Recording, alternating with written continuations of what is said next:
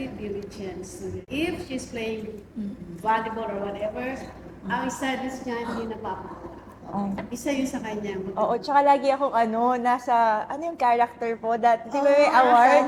Kandak pala, Kandak Awardee, Eliza Bolden.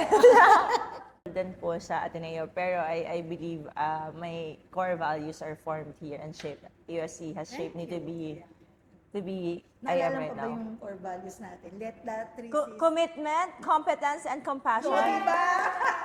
My God, what a student! Memorize pa. Grabe, tama ako? Tama ka lang. Ang galing!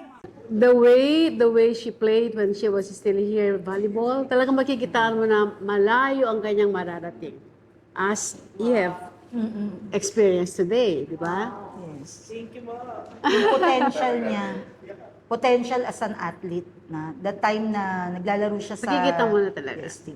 Connection to the young individuals. I just hope that you continue to be an outstanding role model to young individuals, especially those who admire you. And may you motivate them to become the better versions of themselves. No?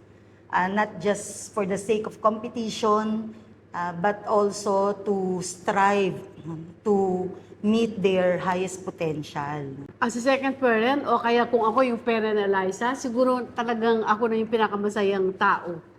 Why? Because of what she is now.